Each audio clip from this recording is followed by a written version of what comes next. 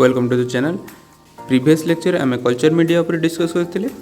आज लेक्चर रे bacterial growth curve तार जेनरेशन टाइम कौन रोचे यह सब डिटेल डिस्कस करवा। चैनल को नुआ विजिट करते सब्सक्राइब कर बेल आइकन टी प्रेस कर जमी यही इनफॉर्मेटिव वीडियो मिस न हो। प्रथम आसवा bacterial cell division. Bacteria multiply by the binary fission. When a cell reach a critical mass, then cell divide into two daughter cells. One cell lu दुईटा daughter cell को division हुए। Cell elongates the DNA जोटा कि single circular chromosome replicates, then two copies of DNA moves to opposite poles of the cell. धीरे धीरे divide ही दुई opposite side को जीवो। Then cell membrane and cell wall grow inwards in the center, forming the septum. Then septum divides into the cell, two cytokines. Two identical daughter cells are formed, each with one copy to the chromosome. In some species, daughter cells remain partially attached, that gives diplococci. किछि किछि cell रे कौन हुए ना जो daughter cell रहे ता totally अलग न होई पार्शियली अटैच होकर रही है जोटा कि डिप्लोकोकाई। एमती किसी दुईटा सेल अटैच हो रही है जहाँ को आम डिप्लोकोकाई कही था। एग्जांपल हूँ नाइजेरिया निमोकोकस एवं चेन रे जोड़ा रोची ताको कहा जाए स्ट्रेप्टोकोकस। नेक्स्ट देखिए generation time. Generation time is the time taken for a bacterial cell to divide और the population to double in number. Generation time हूँ गोटे बैक्टीरिया डुप्लिकेशन टाइम और बैक्टीरिया सेल डिवीजन होगापाई जो टाइम टाक नुहे ताकू कहा जाए generation time. Generation time is equal to T by N, that is T हूँ total time, N is equal to number of generations. Normally generation time हूँ 20 मिनिट फॉर रूटीन बैक्टीरिया, किंतु आमर जो कल्चर मीडिया रे 18 to 24 hours नहीं थाए।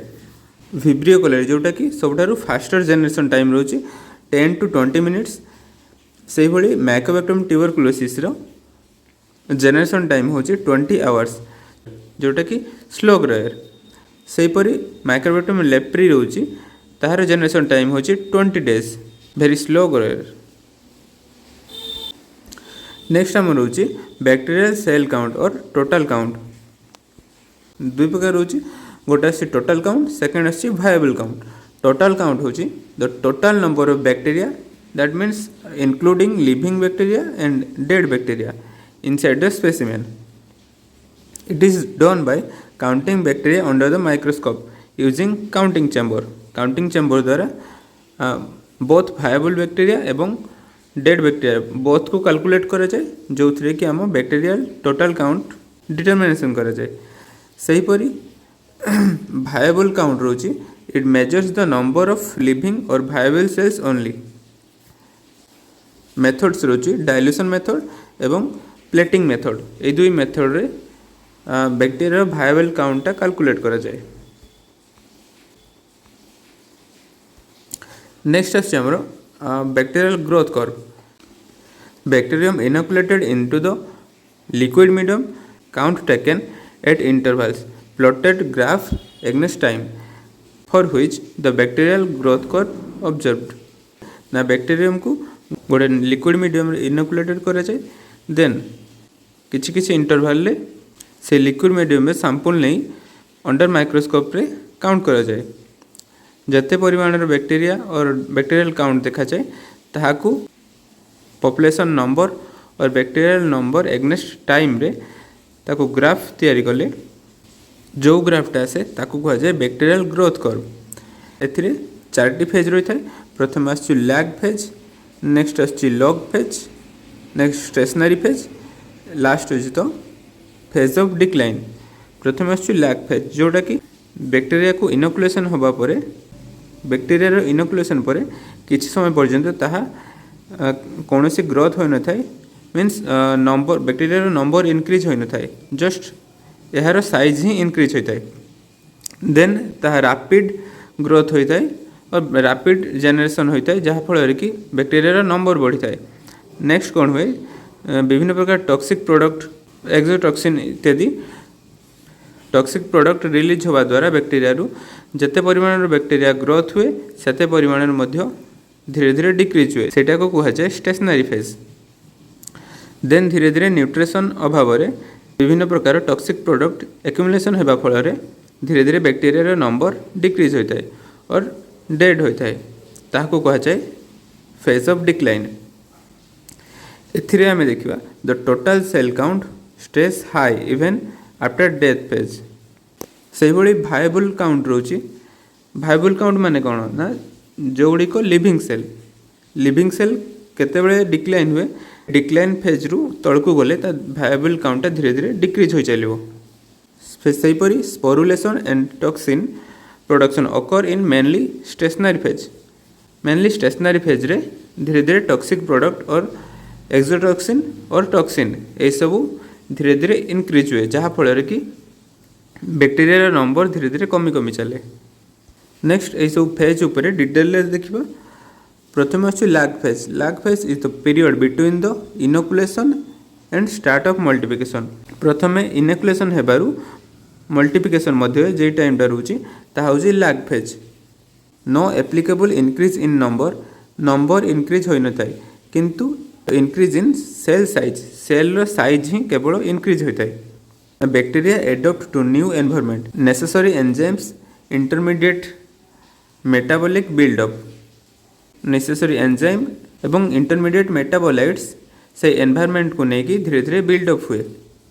The end of this phase bacteria so the maximum cell size. Next आसे lag phase और exponential phase जोड़ा कि cell division starts increase number rapidly धीरे धीरे रैपिडली इंक्रीज हुए। Plotting log of value count versus time is straight line जोटा कि हमको स्ट्रेट लाइन दिए। Cells are smaller stain uniformly. It is the best phase for morphology staining characteristics of bacteria. यही phase रे particularly भल stand हुए एवं bacteria morphology देखिबा यही स्टेज ही प्रिफरेबल। नेक्स्ट आसला स्टेशनरी फेज। ग्रोथ क्रिसेस ऑलमोस्ट कंप्लीटली जो थी कंप्लीटली ग्रोथ हो जाता है। Exhaustion of nutrients and accumulation of toxic product जो कि एक्सपोनेंशियल ग्रोथ है तार कौन हुए ना स्टेशनरी फेज को पलि आसे माने कौन ना न्यूट्रिशन धीरे धीरे कमी जा पड़े एवं टॉक्सिक प्रोडक्ट एक्युमुलेशन होगा फल और टॉक्सिक प्रोडक्ट फॉर्मेशन होगा फल आउ जेनरेशन न होई ता स्टेशनरी फेज को पलि आसे।